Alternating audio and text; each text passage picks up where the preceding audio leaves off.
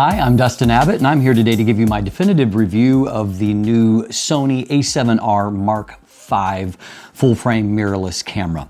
The Sony A7R Mark V is the latest version of Sony's very popular high-resolution, or R series. It retains a 61 megapixel full-frame BSI CMOS sensor that we found in the A7R Mark IV with a few minor tweaks, along with the same 10 frames per second burst rate, and it doesn't look radically different from the outside, but almost everything under the hood is upgraded on the Mark V. And interestingly, it is the ability to have less resolution that makes the A7R Mark V far more interesting than what the A7R Mark IV was. My conclusion is this is one of the most complete cameras on the market, and it is well worth the basically $3,900 US price tag. And I'm going to break down the reasons for it in this detailed definitive review here today. First of all, let's talk about the build, handling, and the features here. If you are familiar at all with the A7 Mark IV, then you are very familiar with the overall design, and that it's a slight evolution of what we have seen on previous A7R bodies, but in this case, the button placement, the wheel placement, the overall look of things is nearly identical. And so we have the same positioning for things like the record button and the C1 and C2 buttons that have been tweaked around a little bit from previous models. We have similar wheels at the front, at the back here, and then at the very back of the camera itself.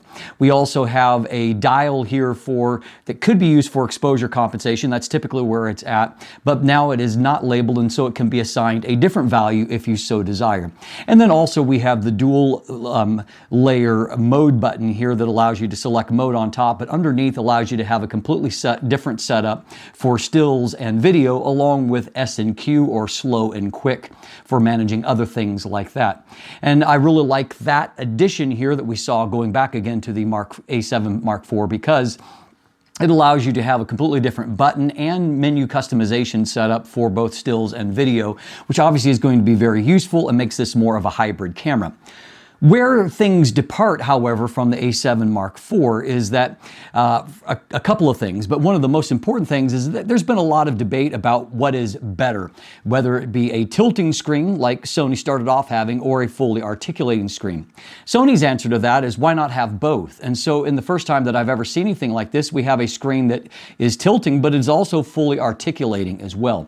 And so it allows you to choose whatever your preference is, and you can get the best of both worlds, which is a pretty fascinating approach to this. Along with that, we've also got improvements to the LCD screen itself. For one thing, it's larger. Rather than 3 inches, it's 3.2 inches. It's also higher resolution at 2.36 million dots rather than 1.44 million dots. And unlike the A7 IV, we have a fully functional touchscreen here where you can do everything by touch, including navigating the main menu. And so that is a huge improvement on that front. We have also got an improved viewfinder that goes from about 5.5 million dots all the way up to 9.44 million dots. And so that is a very, very high resolution viewfinder that is essentially borrowed from the top of the line Sony Alpha 1. And of course, having a high resolution viewfinder like that makes a huge difference in your ability to magnify things and still see things with great detail. And we're getting closer and closer to having more of an optical viewfinder type experience, but with all the advantages of an OLED EVF here, which is what we've got here. We have also, at the same time, we've got an improved magnification level in the viewfinder from 0.78 times to 0.90 times, which is, of course, a significant improvement.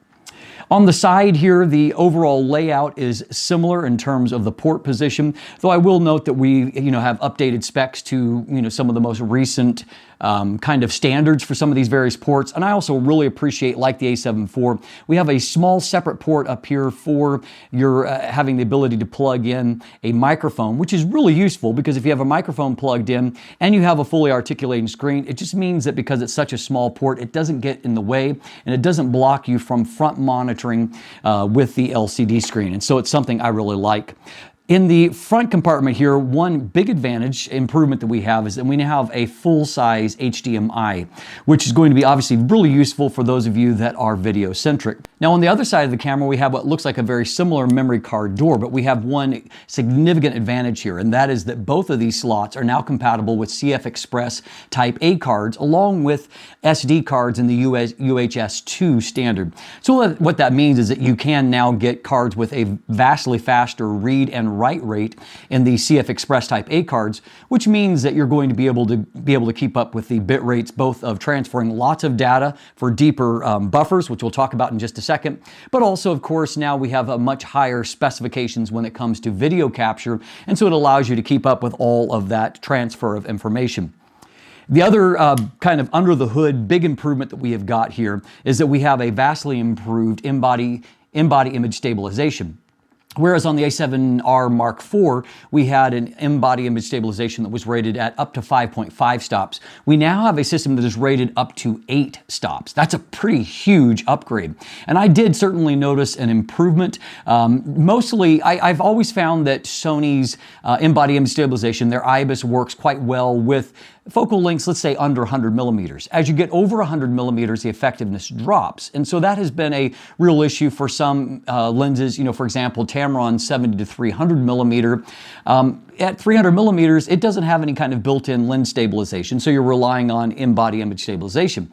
And often it just wasn't really all that great at those longer focal lengths. But what I found here is that we have a vastly improved. And while I don't have anything quite as long as 300 millimeters on hand, I was able to go up to 200 millimeters in a lens without any kind of lens stabilization. And I found that I was still able to get really low shutter speeds, and thus I could see an improvement there. I could also see a difference in handheld video, that I just was able to get more stable results. And we do now have the ability to have what Sony calls their active mode, that is, you know, to be used when you're moving around with the camera.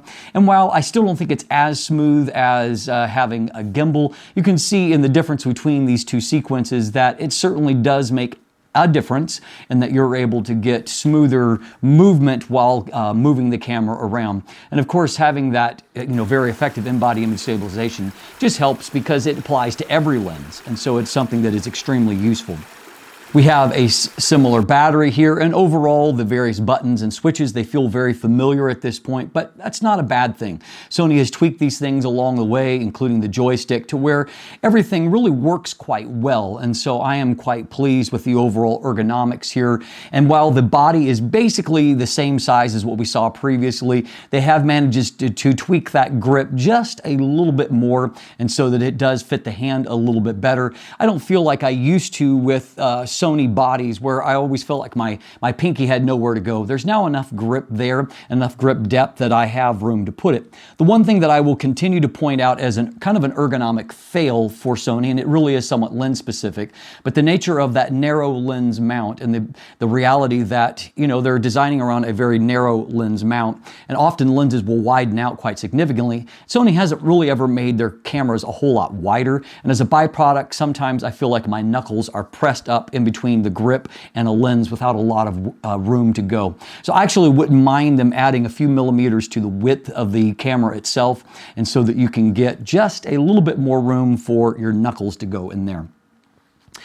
Another headline upgrade is to the autofocus system. Now on paper, it's only, improved in just kind of a minor way. Kind of the main stat that you could look to is that there are now 693 phase detect AF points versus 567. The other thing that is significant on that front, before we move to other more important things, is that when you're shooting in APS-C mode, and of course the R series always has a great APS-C mode. In this case, you've got 26 megapixels of resolution in APS-C mode, which is currently, at the moment at least, higher than any of Sony's actual APS-C cameras. Before, you had only 325 phase detect AF points available when you were shooting in APS-C mode. They have vastly improved that now, however, to where you have 567 phase detect points available when shooting in APS-C mode, which interestingly is as many phase detect points as what we had for the full frame sensor on the A7R Mark IV.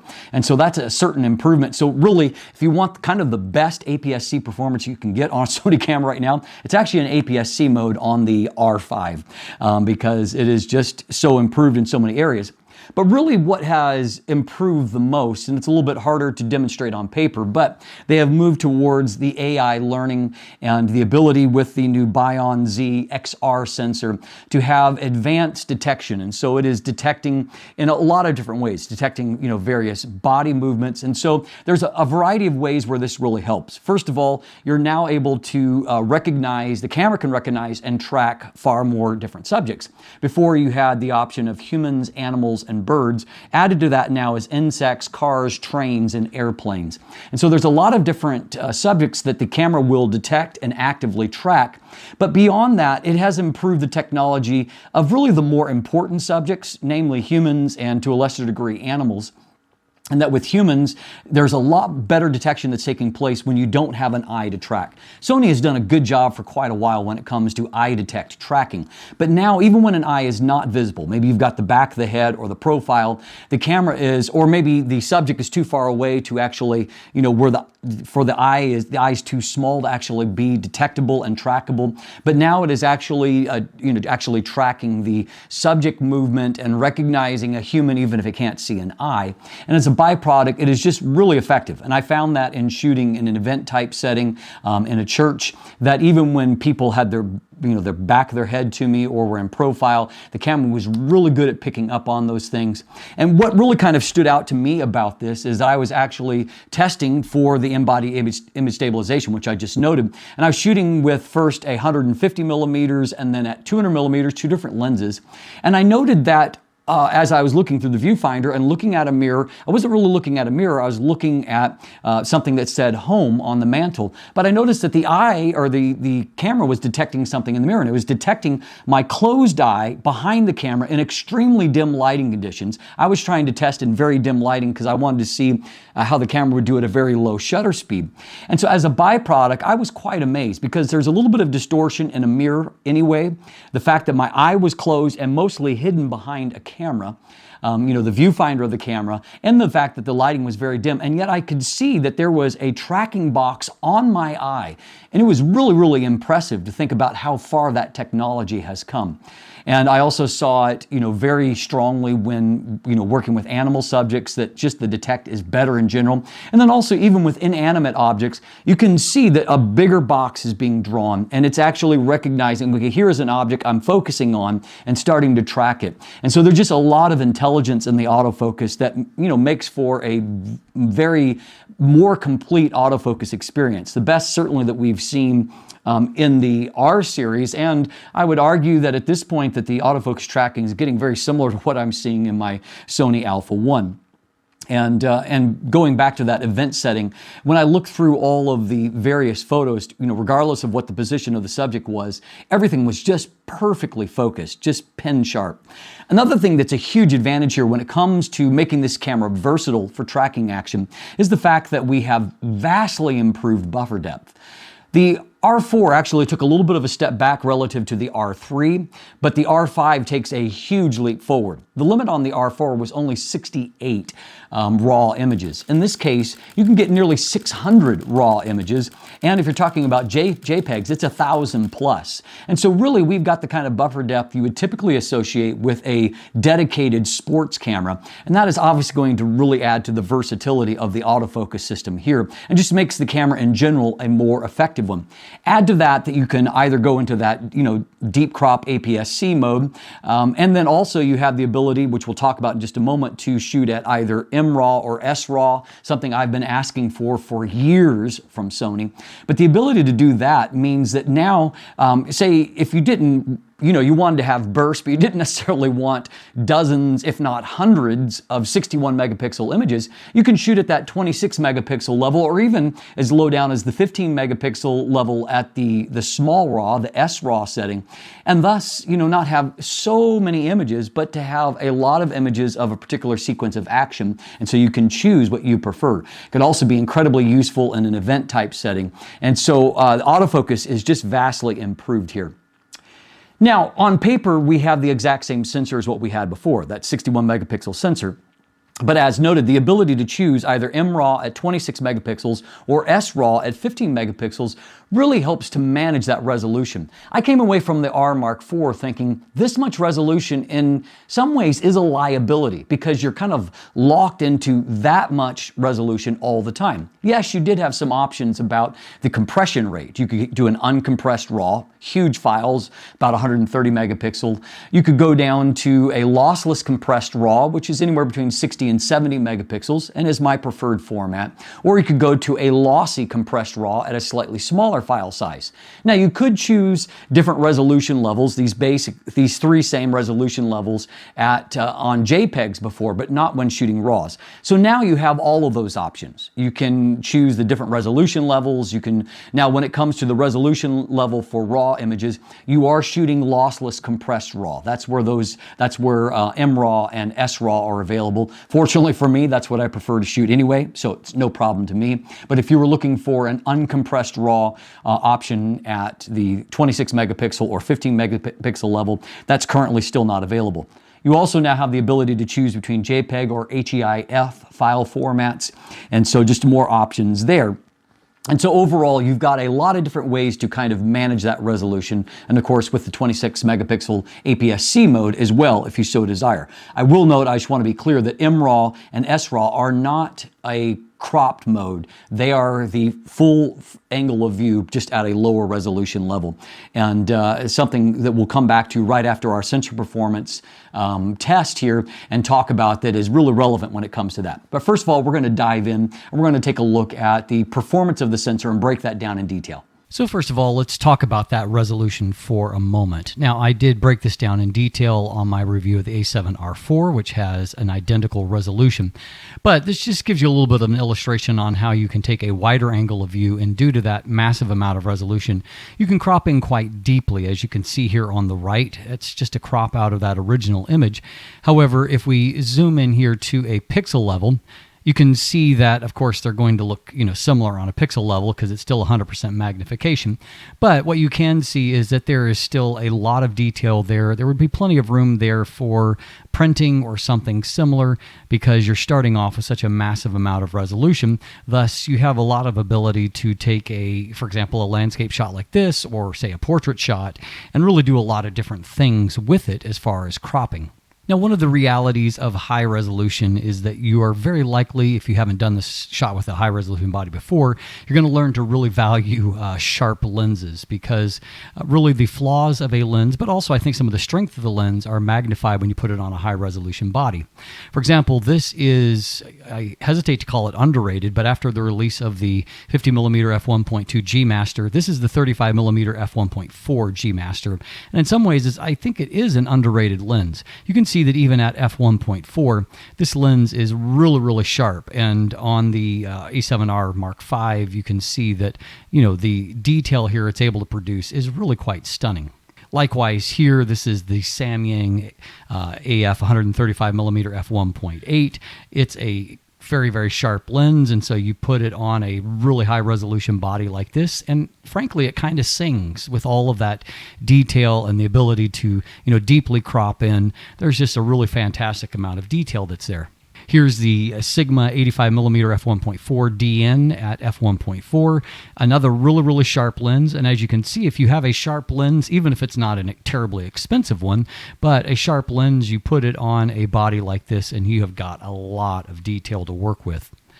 Now, this is the Samyang AF 50mm f1.4 Mark II. It's a lens I really like for the character, but it's not as jaw-droppingly sharp, and so you can see here at a pixel level, it doesn't look nearly as sharp as what those lenses do. You can also see just a little bit more of the aberrations that show up because they occupy more pixels. That's just the reality of a high-resolution body.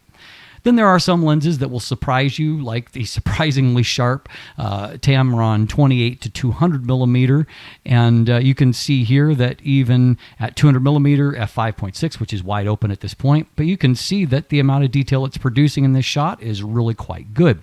So bottom line is, whether it's an expensive lens or non-expensive lens, if it is a good lens, you can put it on a high resolution body like this and get really nice results.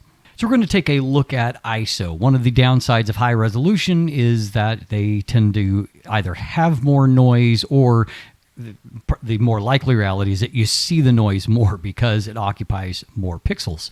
And so in this case, this is the base ISO, and I'm just going to kind of pan around here in the image for a moment. Look at these dark areas, which of course are inky black. There's no, kind of hot pixels or whatever. It's very smooth. And then in these areas here, you see no visible noise. Everything is nice and smooth. There's no discoloration, no banding, any of those things. So we'll take a look as we climb up the ISO. Now I'm going to skip the 2 stops in between and jump right to ISO 1600. Good news is these days that modern cameras do very well anywhere underneath 1600, so I don't foresee any kind of issue, and frankly there isn't really one to see. And you can see, looking for example in this mirror, an area where we'll see a lot of noise, there is, if you're looking long and hard, you might see a tiny bit of additional noise. And down here in the tabletop you can see just a little bit of additional noise, but everything is inky black. Contrast is still good. Detail still looks good. Frankly, there isn't a whole lot of difference between the base ISO and ISO 1600. Just a tiny bit more of a fine noise, but nothing that is destructive.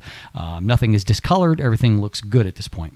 So how about if we go the next stop from 1600 here on the left to 3200 on the right. We'll start by looking at the grip area here, which as you can see, there's a color constancy. Everything looks fine. Looking in here at the mirror, there is ever so slight a bit more of a fine noise there, but really it still looks very, very good. Looking down into this tabletop, we can see that there is a very slight bit more noise, but frankly, there's not a huge difference between 1600 and 3200, and our black area is still inky black with consistently dark pixels.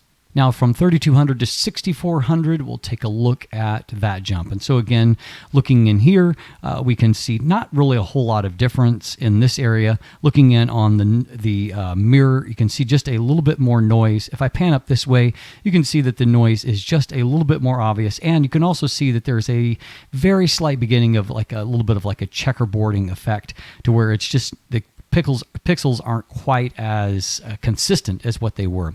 Looking down into this area that really shows off the noise, you can see that the noise is definitely getting rougher. Looking up here, there is the beginnings of some inconsistent pixels, to where you're going to start losing some contrast and the blacks won't look as black because the pixels are not consistently dark at that point. In the stop from 6400 to 12,800, we can see that at this stage the noise is becoming quite obvious. You can see it in there on the mirror. Still in areas like this, it still looks pretty good. If we take a look over on this side, we can see the detail looks pretty much the same. You can see that the noise is getting a lot rougher, and then you can also start to see as we transition up just a lot more of those hot pixels, even relative to 6400. They're much more obvious here.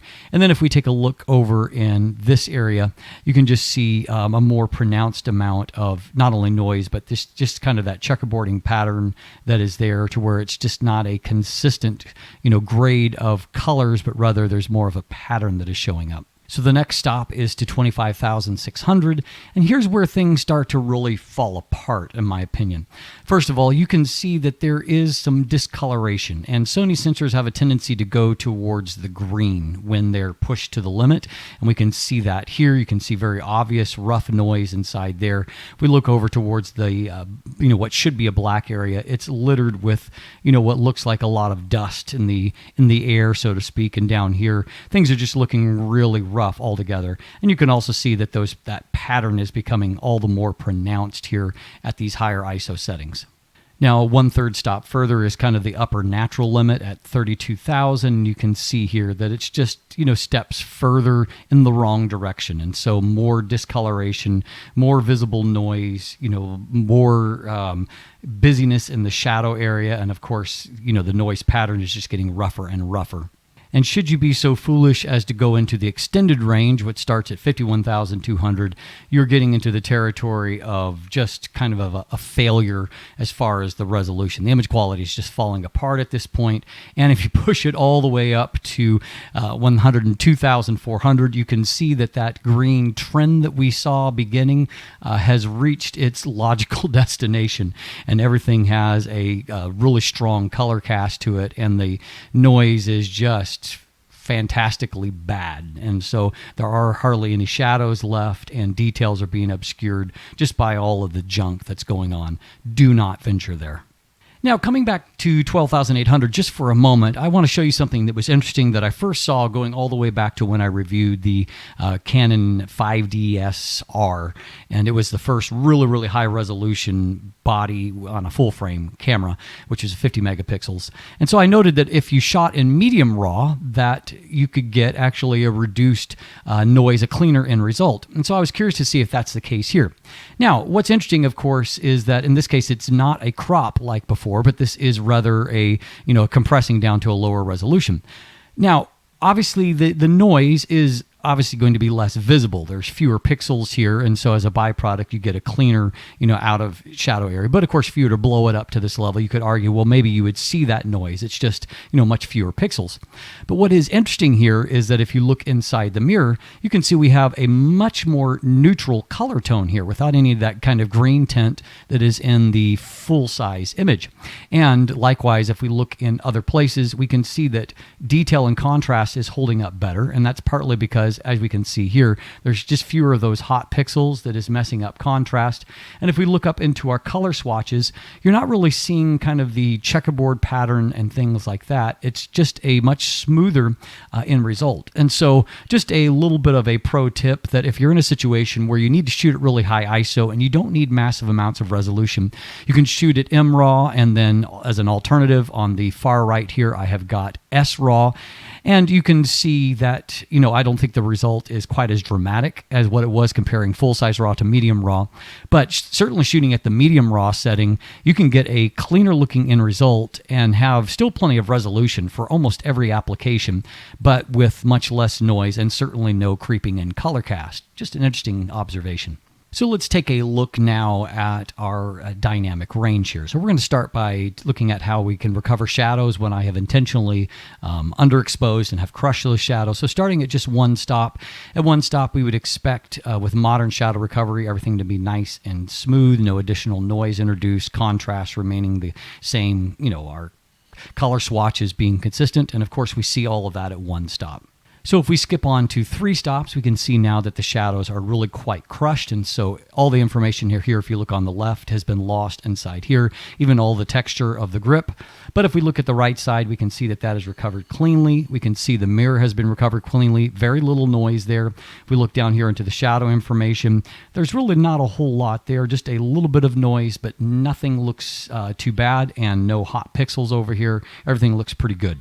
Now at this stage, we're all the way up to 5 stops, and the last that I showed you was actually 4 rather than 3 stops. So we can see at 5 stops, we've got a little bit more noise that's coming in, a little bit of hot pixels, but, and I would say just a little bit of a color cast there. By and large, however, you're able to recover those shadows fairly cleanly, and as we saw on the last one, you can go all the way to 4 stops with a really clean, recovery of those shadow information. So at this case, basically everything had been lost previously, but we're pulling all that back without a whole lot of cost, and so certainly fairly positive when it comes to shadow recovery.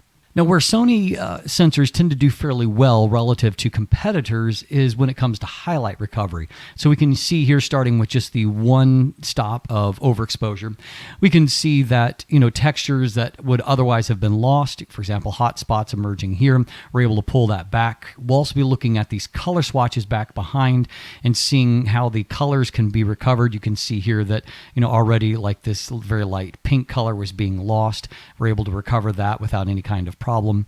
And so, and then looking at spaces on the timer face to see as that, color texture begins to be lost, whether we can recover all of those things. So as we move ahead to 2 stops, we can see now that the overexposure is, fairly intense.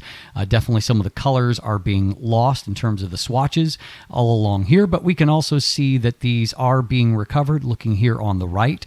We can also see that already there is some definite hot spots that were emerging on the face of the camera, but we can see that those things have been recovered. And as you look like on this dial, for example, or a lever, you can see that all of the texture information has been recovered. So still very, very positive at a 2-stop overexposure.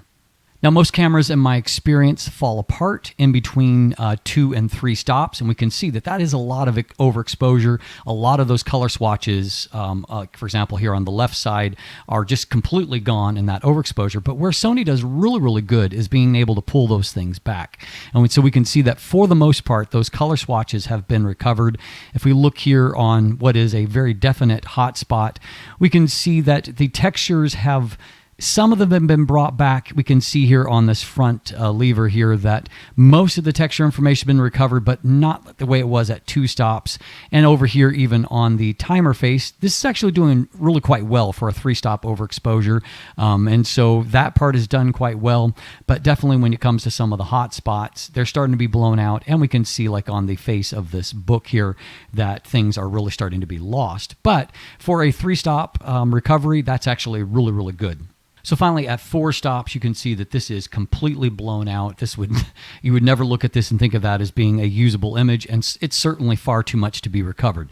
Now, overall, I think that Sony is still doing quite a good job for this amount of overexposure in recovering these color swatches. I mean, if you look here, you can see that those colors have been brought back really, really quite well. And so that's a definite strength. But on some of these hot spots here, the end result is not nearly as compelling. And you can see that there's a lot of lost textures that are just not going to come back. We've barely recovered some of that text, but overall, I mean, this information has been lost. And while you can get back a sense of it, I mean, there's just hot spots that are just not going to be recovered. That's just too far. It's beyond the limits. And so a little over 3 stops is where the limit is here. That adds up, however, to a quite strong real-world dynamic range performance.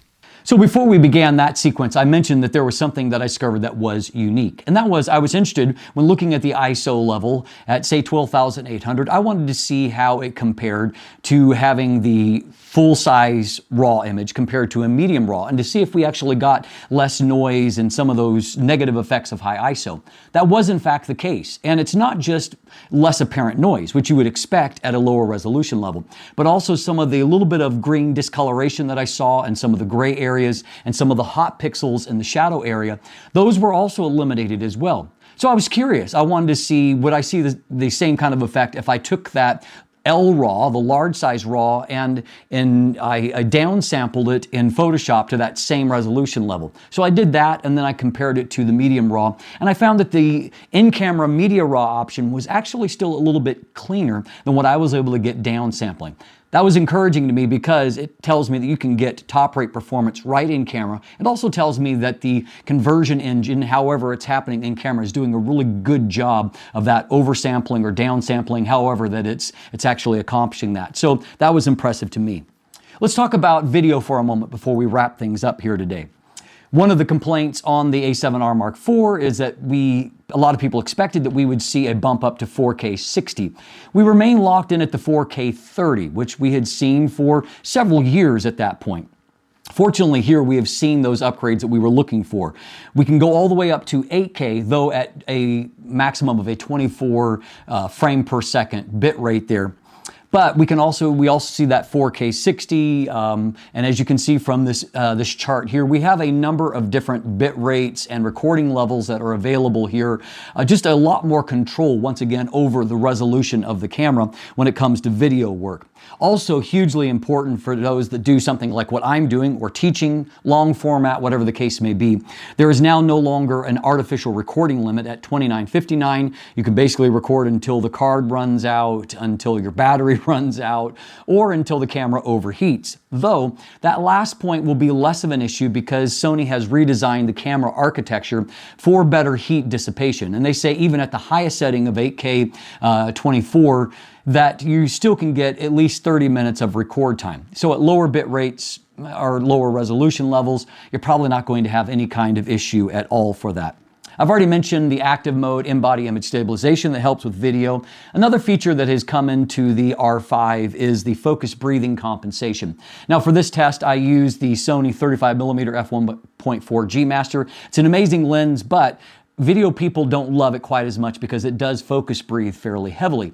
And so here you can see the focus breathing without the compensation turned on. Now, if I turn the compensation on, there is a bit of a crop, as you can see, but you can also see that the focus breathing is diminished, and so it's less obvious with the lens. And so obviously that's going to be another area of versatility that adds to the usefulness of the camera.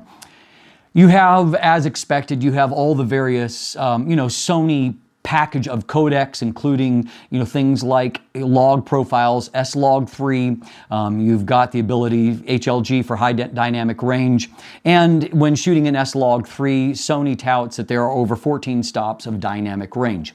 And so going onto the video front as well, this is a camera that's got a lot of different options. And no, it's not quite an A7S3 when it comes to that full range, but for most people, there's going to be plenty of video options here to satisfy whatever you need to do in video capture. Again, goes back to just having an overall true hybrid versatile camera.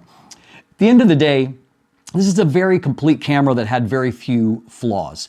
I find that having that MRAW option makes just a huge difference on so many levels. I love the idea of having 61 megapixels available to me. I just don't want it all the time. And so as a byproduct, being able to shoot a true raw image at a lower resolution point is huge to me. And the fact that it can help also in high ISO situations to help to mitigate some of the negative impact of having high resolution is also extremely useful to me. Add to that the improved in-body image stabilization, this unique tilting and articulating screen, a great viewfinder, amazing autofocus, on and on the list goes. This is a camera that has a little bit of everything. And when I was trying to describe to Craig what my findings were on it, the word that really came to me was complete. This felt like a very complete, a very mature camera, where it's not just as Sony used to be, they kind of promised technologies and never quite fulfilled them. The a7R5 really helps to bring a lot of that technology to completion. Everything just works really, really well in this camera, and I'm left with a very positive impression of it in the end. I'm Dustin Abbott, and if you look in the description down below, you can also find linkage to my full text review or to an image gallery if you want to look at photos. There are buying links there if you'd like to purchase one for yourself. Also linkage to follow myself or Craig on social media. Become a patron, get channel merchandise. And of course, if you haven't already, please like and subscribe. Thanks for watching. Have a great day, and let the light in.